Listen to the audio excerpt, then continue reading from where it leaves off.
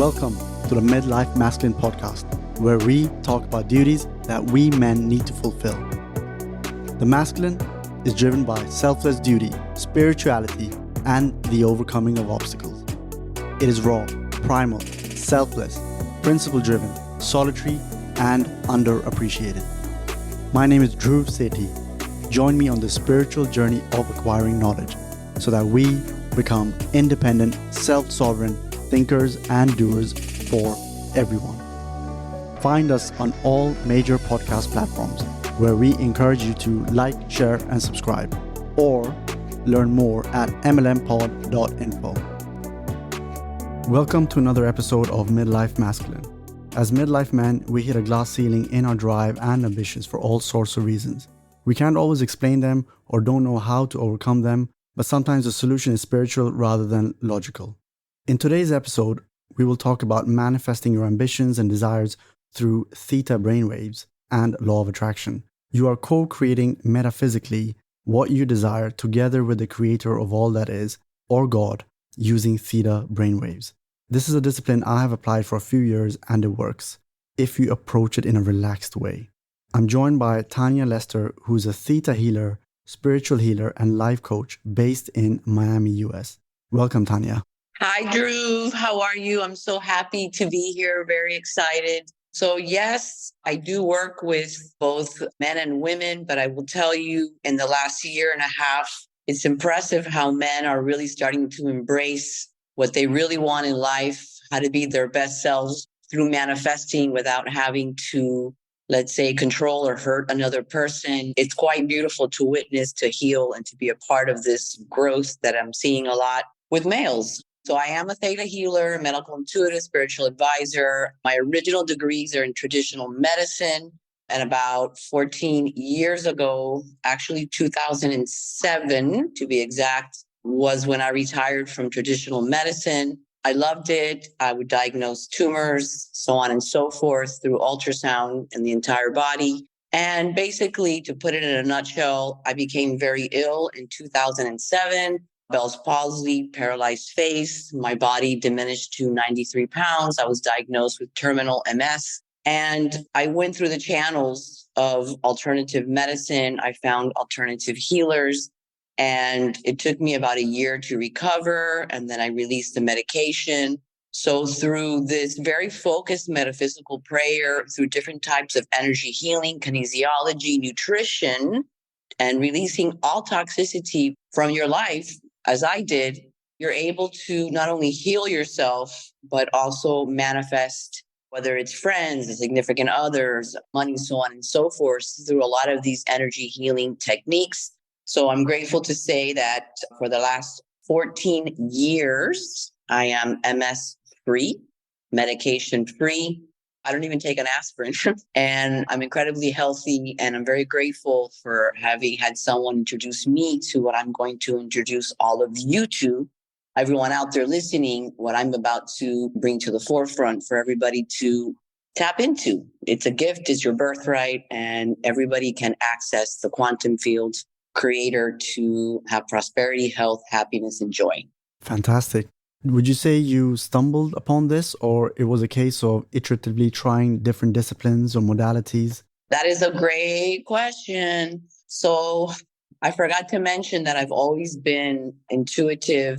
I have always seen, let's say, spirits or angels. I have had clairvoyancy since I was a kid.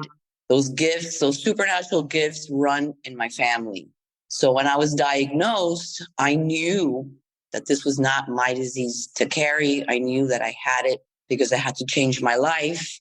And I took my health into my own hands and I found the right physicians. And I actually moved to Indonesia after I recovered and stopped taking medication to really live a stress-free life and really work on nutrition and other types of healing modalities. So I went searching for it, to be honest. And when you search for something and you manifest it, God will move mountains. You just have to have a shovel.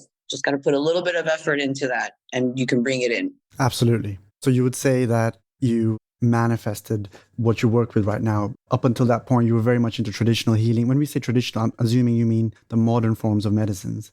Yes, traditional medicine, i.e., you're sick, take a pill. You're diagnosed with a disease, here's your medication for the rest of your life. Yes, I was grounded more in traditional medicine, even if I always knew that there was much more to disease than just the body. A lot of the work that I do is to heal mental disease and emotional disease that is actually creating some of the problems, not just health challenges, but blockages in love, blockages in prosperity, and other things that a lot of people would love to show up in their life. And I've worked with you, Tania, and you've seen how I've changed, and I can tell the listeners that theta healing absolutely works. But before we go into a bit more detail, so could you tell us what is theta healing and what are theta brainwaves? Great question. So, out of all the healing modalities that I provide, theta healing is my favorite. I think it's the most instrumental. So, we have 5 brain waves: beta, gamma, alpha, theta, and delta. The alpha brainwave is what Reiki healers use, but the theta brainwave is what a theta healer uses. Also, some forms of hypnosis will tap into the theta brainwave. It's been shown that in this theta brainwave, which is a very relaxed state, so the person is in a very relaxed theta brainwave. Also, when you meditate, you're putting your brain in a theta brainwave, and it's been shown to have immense healing properties for the mind and the body. It really relaxes people, and it is a way to release a lot of the stress and this anxiety that cause a lot of ailments socially and health-wise as well.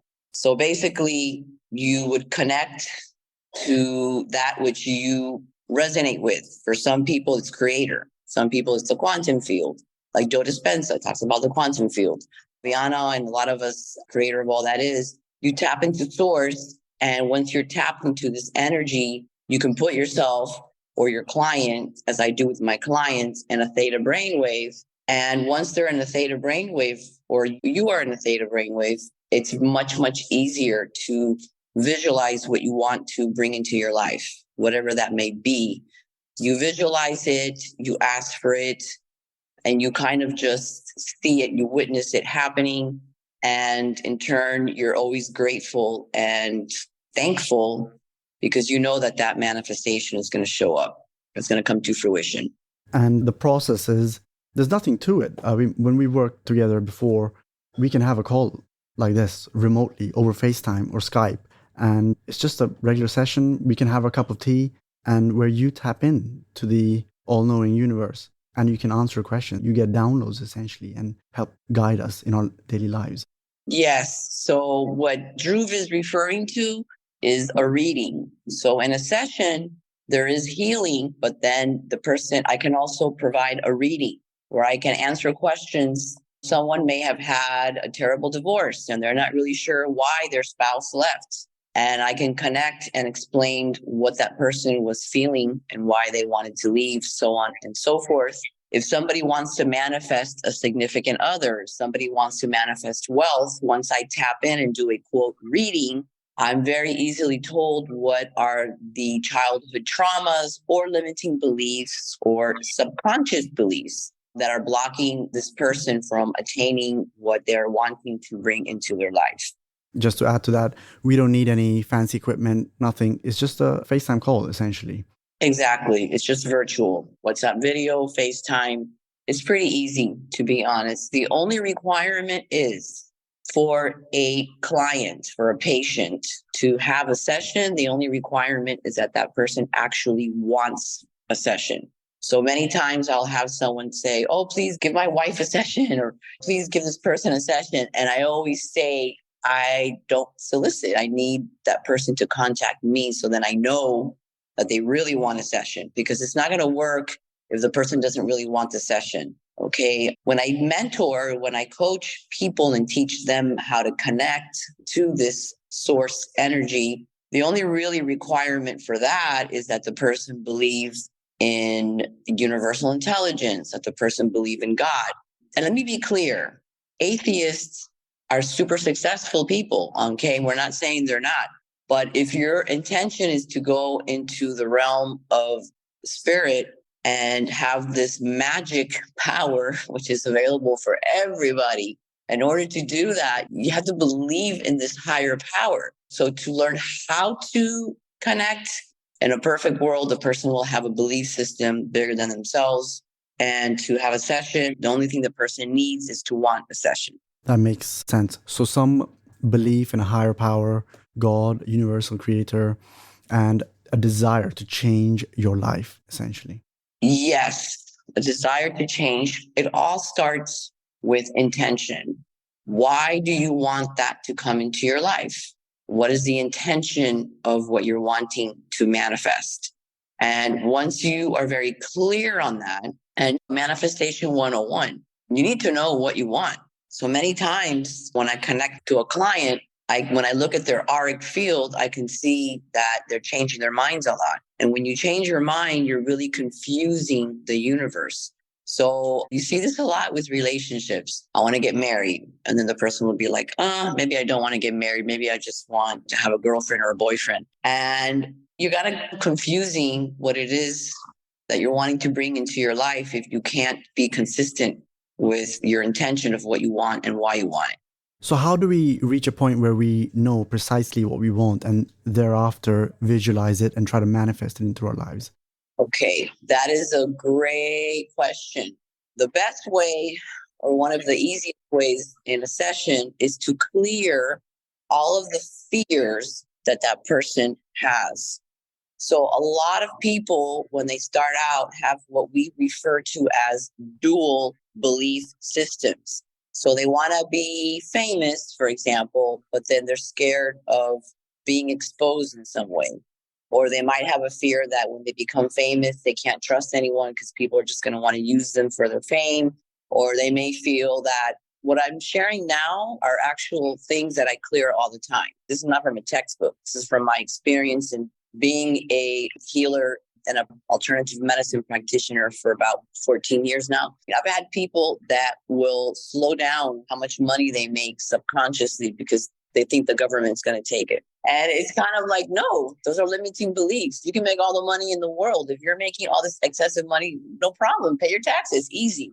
Abundance is always going to be there. Okay. So once you release any type of fear that's actually blocking your manifestations, it makes it a lot easier for you to be very clear on what you really want because you're not being held back by a potential fear of what may or may not happen.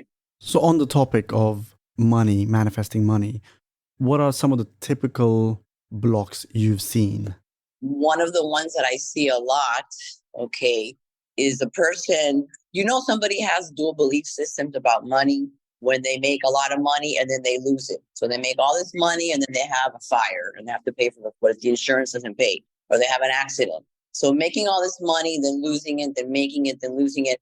One of the main things I've seen is there's a human collective consciousness that wealthy and rich people are evil, that they're selfish, that they take advantage of those less fortunate.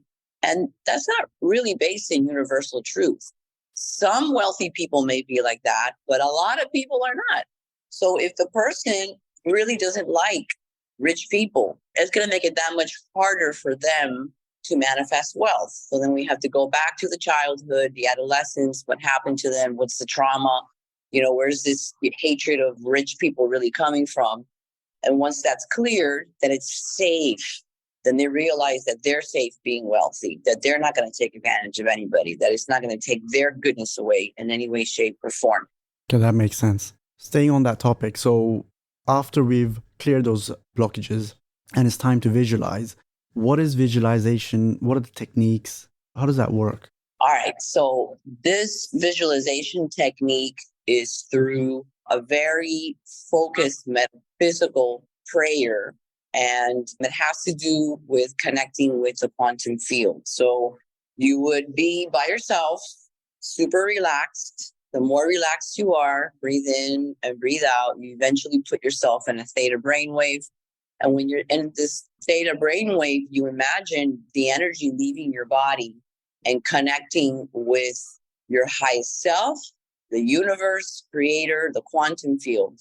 And once you feel this energy just going through your body, you visualize in your mind's eye. So your eyes would be closed and you visualize in your mind's eye what kind of automobile you would like to be driving. You would visualize your bank account statements. You go to the ATM. What's the balance on your credit cards? Or how much credit do you have available? What's in your savings? What are in your checking? You visualize the things you would do for yourself and for others. What type of living situation? Where would you want to live? Your travel. And the easiest way for all of this to happen money-wise is if you're actually wanting this wealth, in addition for your own enjoyment, which you're allowed to do that. But what we call divine timing. Divine timing is what you said that you were going to do in this lifetime to help humanity in some way, shape, or form.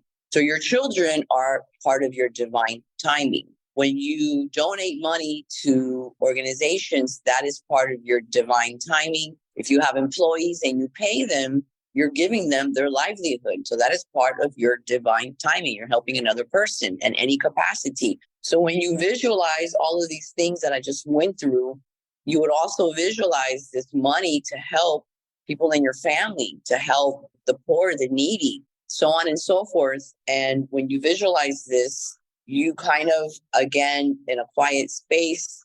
And once you're done with your visualizations, you would open your eyes and then you would say, thank you. I have this in my life now. Thank you, thank you, thank you.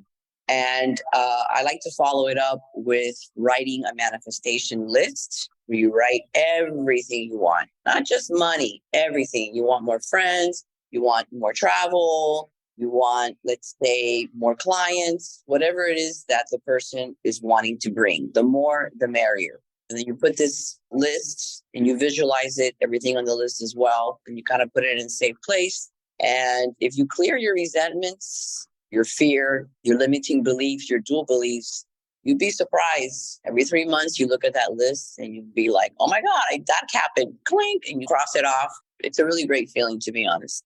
From what I've observed, it's somewhat of an iterative process as well. You get closer and closer to it if you just keep your eyes Yes, open. exactly. I mean, you've manifested some great things in your life that you were wanting to happen, and they came to fruition through this process that you yourself know how to do. You know, I commend you. You're a great student and a client, and you got it. And you know how to do this for yourself already, which is awesome. Well, you're a great mentor and guide, Tania. Thank you. Thank you. Thank you.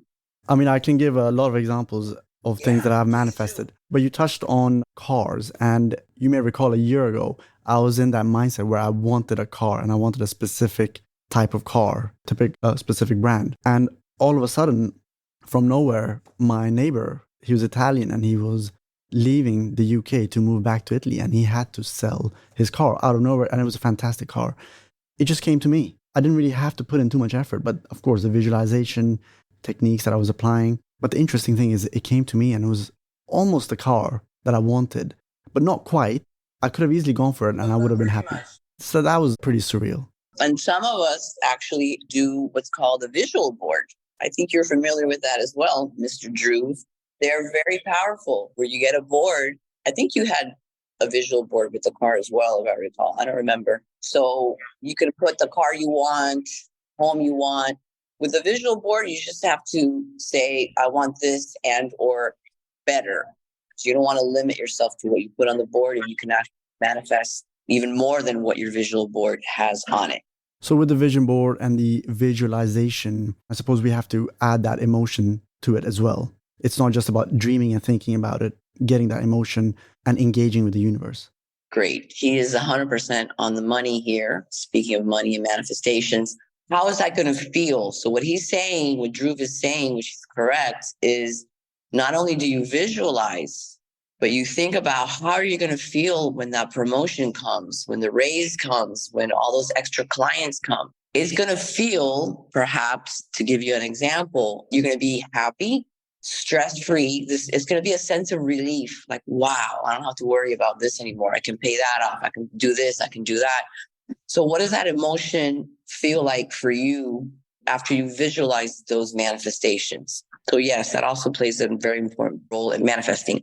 And just very quickly on visualization, just so that listeners are aware, let's say we go into that meditative state early in the mornings. How much time should we spend each day visualizing? That's a very, very, very good question. So, to be honest, it's going to have a lot to do with your quality of sleep and how focused you are when you sit down to visualize and meditate. So, for myself, for example, sometimes it takes me 15 every morning. This is a spiritual practice. Every single morning for the last 14, 15 years, I've been doing this. Before I look at my phone, before I talk to anyone, and sometimes it takes 5 minutes, sometimes it takes 15 minutes, and sometimes it takes me 25 minutes.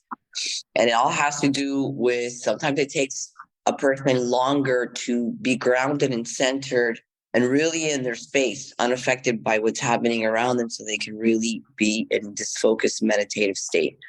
So I would say between 5 minutes, maybe half an hour, but probably not a half an hour. But we're just going to put that in there so nobody, if somebody attempts this and they look at the clock, oh my God, it's half an hour, that's fine too. And of course, in the beginning, when we start off, the mind is racing and we're thinking about the daily chores and all of those things. But it's just about being consistent. Exactly. So sometimes it takes you longer to go back into the present moment and not let, as you just mentioned, what's happening during the day or what's going to happen during the day affect your meditative visualization state. And for your clients, what work do they generally need to put in? Of course, it's not just about having a session. Great question. So I am going to say, depending on what it is that they're wanting to do, if what they're wanting to do is manifest, it's really a matter of releasing all of these limiting beliefs. Okay. And learning how to have boundaries with others, have your personal power, so on and so forth.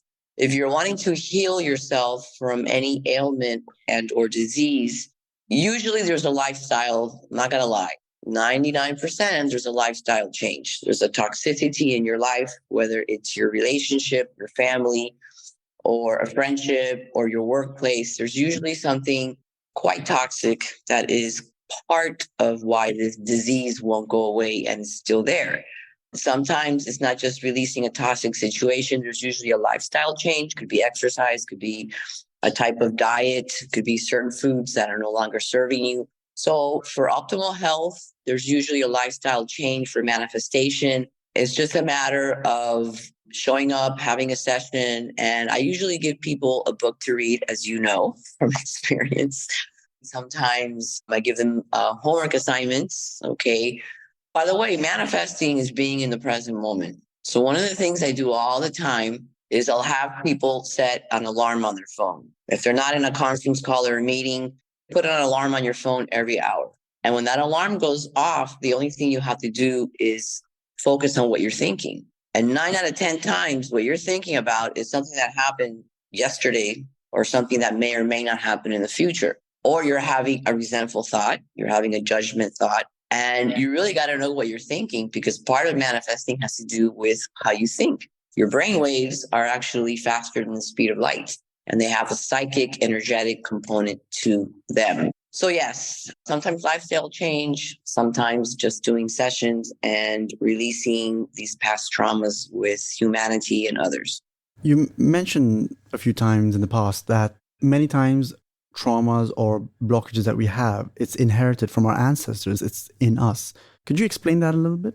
Yes. So childhood traumas, either the child actually experiences the trauma, the early adolescent, the teenager, or they can inherit the traumas of their ancestors. Sometimes past life traumas come in, okay, that can affect the person as well, and soul traumas. And what happens with these traumas is that the person will have a belief system. It's not safe to be rich. It's not safe to be in a relationship. People who love me are abusive. No, maybe your caregiver was abusive, but not everybody who loves you is going to be abusive. So you have to kind of, like a computer, you pull those negative beliefs out of the hard drive of the subconscious mind, and you replace it with thoughts that are aligned with what the person is wanting to bring into their lives. Okay. Let me be clear. Nothing is done without your permission. I can't heal you without your permission. Many times it comes out to change something. The client may say, Oh, I'm not ready to be vulnerable. Oh my God, no, I can't. I'm not ready for that right now. No, I'm not ready to forgive that person. And guess what? We don't do it. You're not ready to forgive? No problem. You're not ready to put yourself out there and be a little vulnerable? No problem. Nothing is done without your permission, period. It's all about free will. Okay, that makes sense.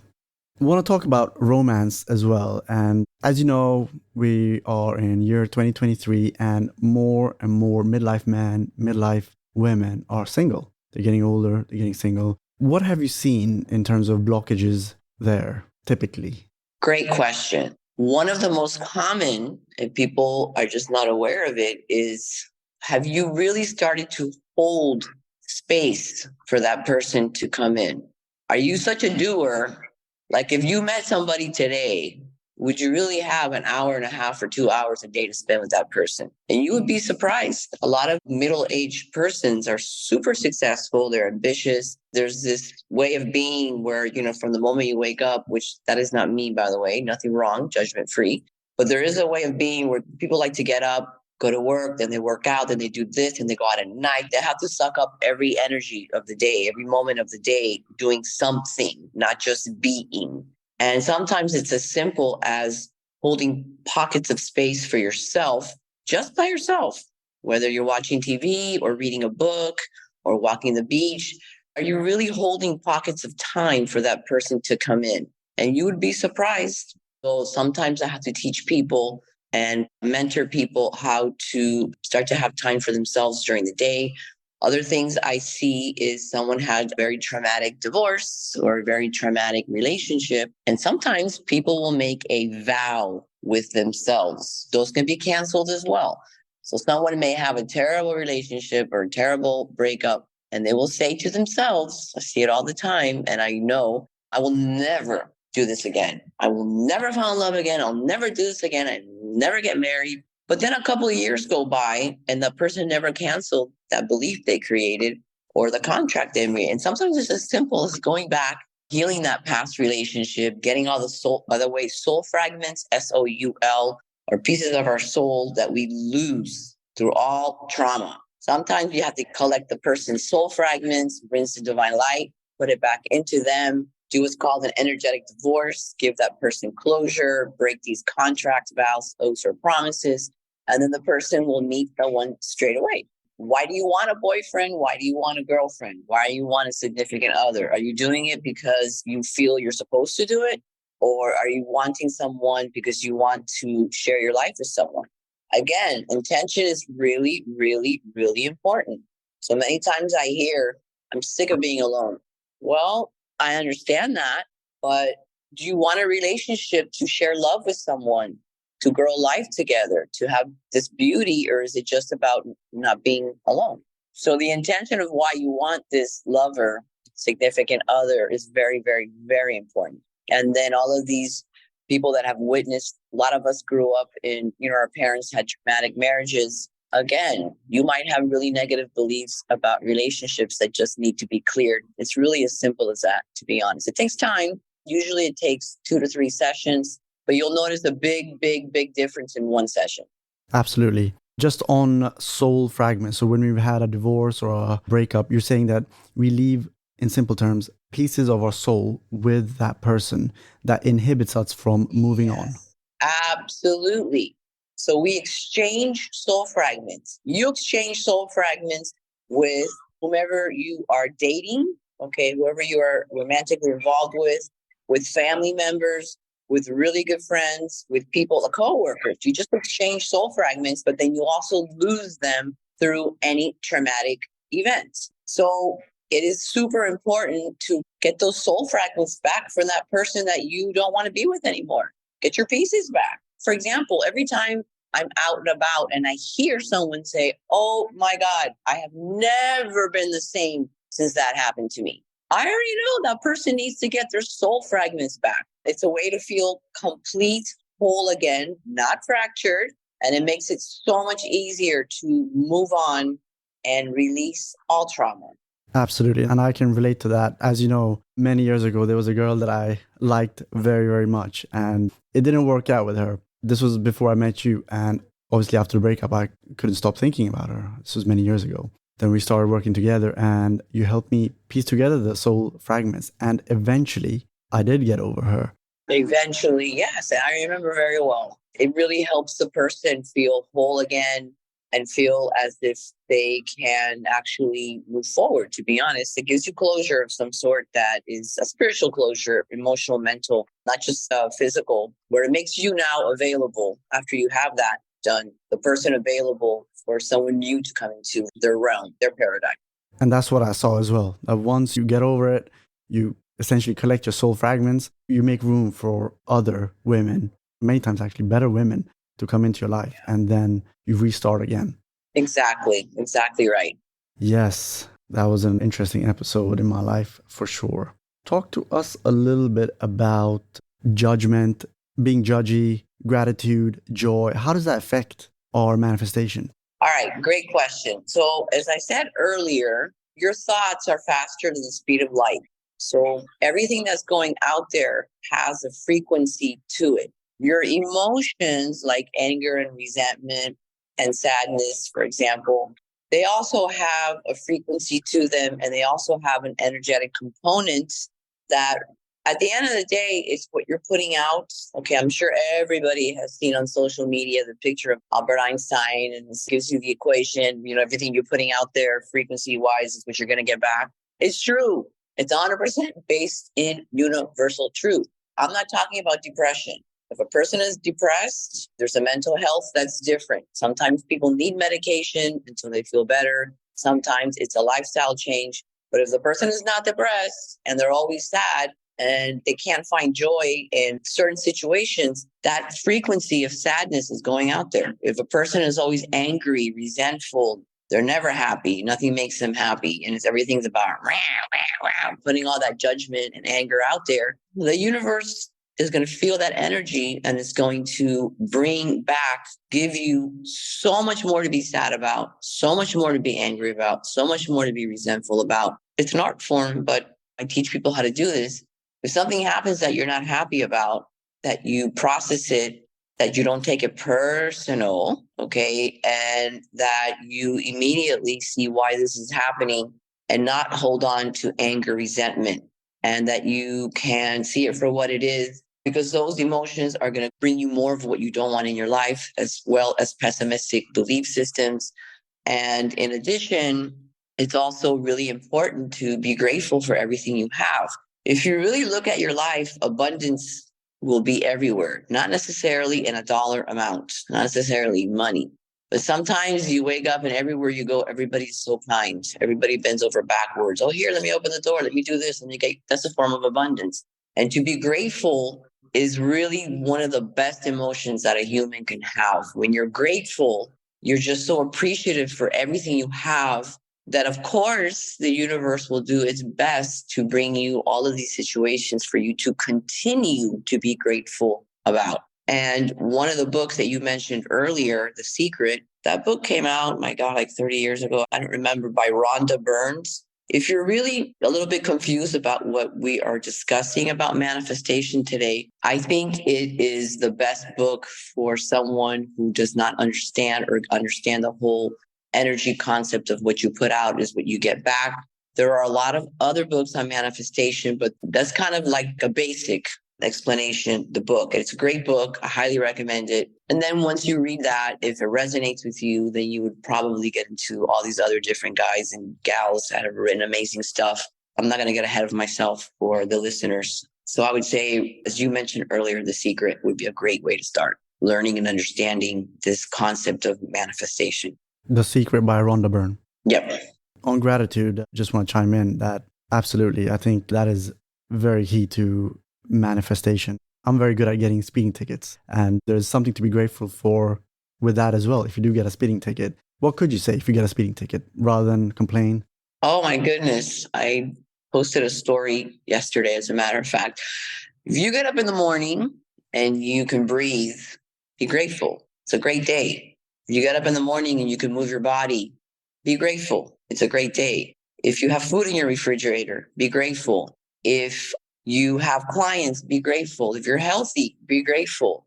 If you are going from point A to B and there's no traffic. Oh, thank you, thank you. Yay, I'm so happy there's no traffic. There's always something to be grateful about. You go to the yoga studio and the teacher is just amazing. My God, I'm so grateful I had that teacher. If you really look at your life from the moment you wake up to you go to bed, oh, wow, I've never really given this homework assignment to anybody, but it just came to me now.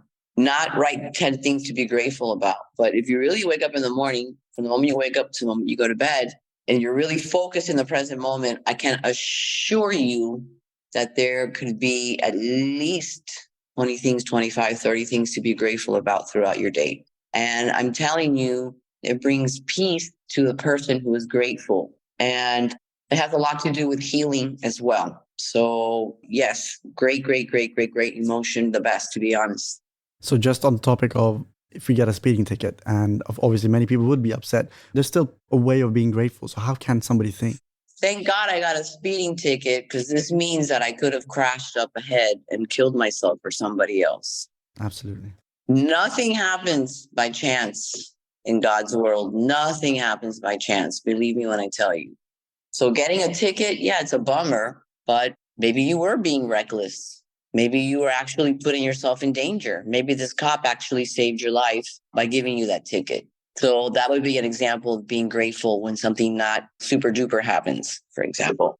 Absolutely. So judgment free, being grateful and being happy. And Resentment is also a big one to let go of. Resentment is the emotion behind cancer, by the way. So people that are embittered, that are always resentful, they usually get cancer, to be honest. And not only that, but resentful people block their manifestations. When you resent someone or you resent a situation without realizing it, you're saying to the universe that that's a problem, when it's really about you not taking it personal, forgiving somebody, not the behavior, but the person for maybe not knowing better or being naive, what have not. I would say resentment is one of the biggest emotions to release. When you catch yourself being resentful, let it go. Do I really have a reason to be resentful? What is this really about? How is this like falsely serving me? Okay, it's not. Okay, I'm done. I'm past it. Would be the best way to go. so various emotions manifest themselves in physical problems, tumors, cancers, like you said. Yes. People who always feel defeated, people who have this belief or these emotions, my God, I just can't win. I just can't win. I'm always defeated. They tend to get diabetes. People who have a lot of stress, who kind of lie to themselves because they're too scared to leave a marriage, or they're too scared. I'm talking toxic marriage. They're too scared to leave a brutal toxic marriage or a workplace. They tend to get fibromyalgia. They tend to get MS, people that feel they have no control over their life. Like they wake up, every 5 minutes, something happens that's pulling them in all directions. They will also tend to get MS. So, yeah, there are a lot of emotions that have to do with specific and very particular diseases. And all of that can be cleared in a session as well. Is there anything we cannot manifest in our lives? Yes, but not about yourself. You can manifest everything in your life with the exception of changing a government, like something beyond your, I'm just being clear, but that's not really what I was going to say. You can change anything in your personal paradigm, and you can manifest anything in your personal paradigm. What you cannot manifest is for another person. So sometimes a partner is wanting their partner to be prosperous. I'll get a call and the person will say, oh, I keep manifesting that my spouse will become successful or will be healthy. No, you cannot manifest that. That is the only thing you cannot manifest. You can facilitate someone's well-being.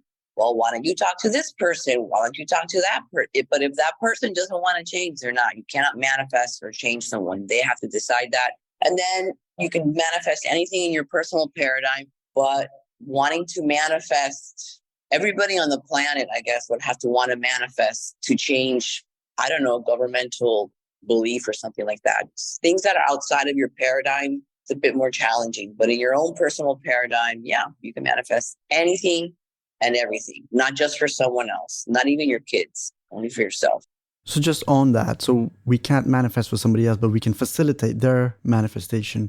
You can facilitate. So if your child is challenged with math, and if you can, get a tutor. And if you cannot afford a tutor, then if you were a Theta healer, you can't manifest for your kid, but you go to the seventh plane, then you go down to the sixth plane, and you connect with the universal laws. You connect with the law of math and connect that law of math to your child for them to be better in math. But in facilitation, you would get him a tutor or do a lot of YouTube videos if you're not in the financial position to get a tutor. So you can facilitate your child's well-being, for example, or someone else's well-being.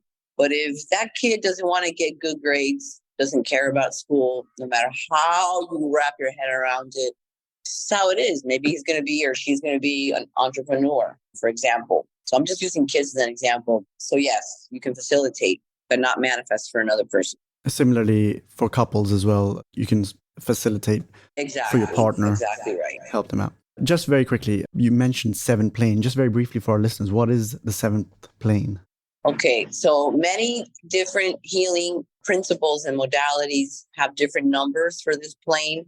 And Theta healing, the seventh plane of existence, is where creator of all that exists. And that is the plane that you connect to, the energy you connect to do a reading, to do a healing, to manifest whatever it is that you would like in your life. So that is the all-powerful plane of creator of all that is. So as we wrap up, I'll try to summarize it, and please do correct me if I'm wrong.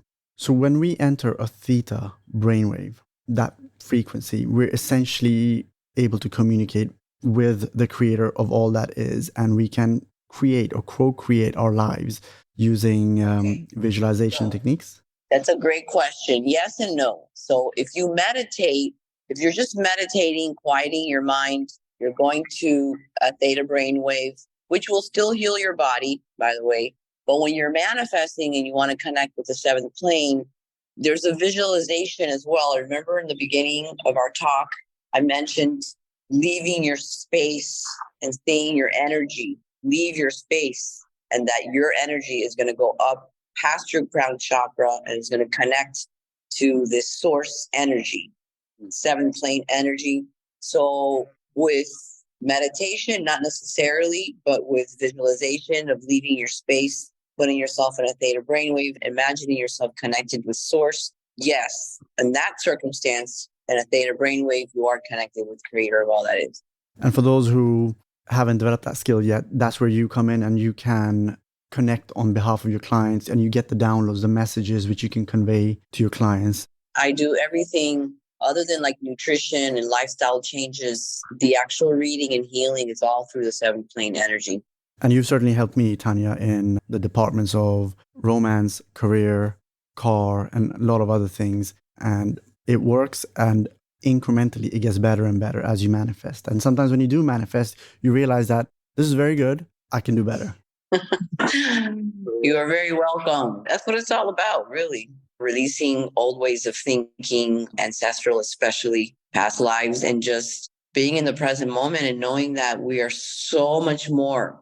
Dhruv, we are so much more, my God, than our physical bodies, but we can see here the visualization and leaving our space and connecting. And gosh, that's where the real magic happens. Absolutely. You mentioned at the start that you have been getting a lot more male clients recently since a year and a half ago. Do you think it's off the back of COVID? That's a great question. I would say a little bit COVID, but I really feel like maybe, but I have to tell you, 2021 feels like this male revolution where all of these men, they're taking care, which I think is amazing. And I'm so happy for that. Where you see men taking more care of themselves in what they eat, how they dress, what they look like, getting mental health, emotional health, spiritual health. A lot of my clients that I've seen sequentially over the last few years, they even want to learn how to be more emotionally connected. Sex is great. That's a very important part of a relationship, but emotional intimacy is just as important. And a lot of men are now learning, which I commend them. They're learning how to actually listen to their partners, not have to fix it, but listen, and learning how to express themselves emotionally on a very emotional, deep level. And the aftermath of that has been so great for so many of my male clients. So I'm really excited about this trend. It feels like a revolution of some sort. Well, all of a sudden, all these products, all these beauty products are for men now. I mean, it's been happening for a while. But in my particular practice, really going out of your comfort zone, emotionally, mentally, and spiritually, I would say about 2.5 years for now, at least in my private practice. And I'm so excited. I think it's great, not only for them, but for humanity and for their significant others and their kids and so on and so forth. I first started working with you, I think, Jan 2021, and that was off the back of COVID. I mean, COVID changed me a lot. I was always a spiritual guy, but I think COVID changed me the way I was seeing life. I just felt there was more to life. It just felt upside down, but it made me reevaluate a lot of things. So that led me to you, and maybe in some crazy way, I have to thank the World Economic Forum for. Well, it's funny because now that you reminded me of how you met me, I have to say there is a little bit of connection to all of these men being more open to emotional and spiritual healings because a lot of places were in severe lockdown. Severe, okay? I'm in Miami, so thank you, God. I didn't have to deal with that. But a lot of people were in, and my heart goes out to those that were stuck for a year and then some, not being able to leave their homes. And a lot of men realized, man, my marriage is not going to work out if I don't get help. Because a lot of times both spouses go to work, but when you're really stuck with each other day in and day out, and there's no escape, let's say, good point what you said earlier. Yep, I'm going to say COVID does had a lot to do with it. To be honest, now that I'm talking and I'm always receiving information, yes, COVID did have something to do with this influx of men just wanting to heal their relationships, heal themselves, and just be a better version of themselves. Absolutely. I mean, just to add a bit more onto that, we reach midlife, and what COVID did was you look back and you think all that education, taking several degrees, taking on debt, getting a 9 to 5, all of that stuff, it's been missold a dream. And you reach this point and you think there's more to it. There has to be more to life. I'm excited as well, like a lot of men taking this path. So it's going to be exciting. So as we reach the end, what's next for you? As I said earlier, I retired from traditional medicine in 2005, and I started my alternative medicine practice about 14 years ago, 13 years ago. So I teach, I mentor. What's next for me is starting to be the healer and the healing facilitator of retreats. Okay. When I lived in Indonesia, I was part of many, many, many holistic or healing retreats. So that's around the corner. Publicly speaking again in summits or in whatever the platform is that resonates with me because I work with a lot of men and I also am part of men's retreats. So it's not just women. So publicly speaking again. And at some point, it's time to sit down and write my first book, to be honest. Wow, that's exciting. It's not going to be a healing book. It's going to be a book. I don't want to give it away, but it's going to be a memoir. I've seen a lot of things that have nothing to do with your eyesight. I've seen a lot. So it's going to be a book for people to read these things that really do exist outside of the 3D realm. Because so many people have had experiences that I will be writing about. And sometimes it takes somebody to realize, ooh, that was something supernatural. I do have a gift. Ooh, oh my God, that did happen to me too. Or I did see that, or that did happen. Oh, so it's going to be a book for people to become more aware of some of the things that the mind decided to tell you was nothing. Mm-mm. You did see that entity. You did see that angel. You did see that, believe it or not, aliens. Guess what? They're going to be in the book too, okay? Because they're here. So it's going to be a very interesting book, but it's not going to be about how to heal yourself. It's not going to be like that or about manifestation. It's going to be a memoir of everything that I have witnessed in my life that you cannot make up, that science cannot even wrap its head around, let's say. But they're miracles that have happened that science has no answer for. I don't want you to give it away, but just on these entities, are they typically friendly entities or evil entities? No, it's all I'm going to say. I'm going to keep it like that. Keep us posted on that. Okay, I will, I promise. And where can people find you? You can find me on my Instagram, my full name, TaniaLuisaLester, Tania Luisa Lester, my website, Miami Theta Healer, and my Facebook page, Intuitive Healing by Tania Lester. And I'll link that below. Great. Thank you, thank you, thank you. Thank you very much for your guidance, insight, and all that knowledge that you've imparted on us. Oh, it's my pleasure. Like I said, I'm really excited. I love the name, Midlife Masculine. It's hot. And I think there's a lot of topics here that need to be brought up to the forefront. So I'm really happy. And I'm so grateful that you had the courage to create this platform for men to really start to speak about things that they can heal or that they can change or that they need help with. It's amazing. Absolutely. And on that name, Midlife Masculine, that was a download from above. I woke up one morning, it was a download. Love. Well done, I gotta say. Great manifestation, Drew. Absolutely. Thank you very much, Tania, and take care. All right, bye. Thank you. Have a brilliant day. You've been listening to Midlife Masculine Podcast. Find us on all major podcast platforms where we encourage you to like, share, and subscribe, or learn more at mlmpod.info. Thanks, and see you next time on the Midlife Masculine Podcast.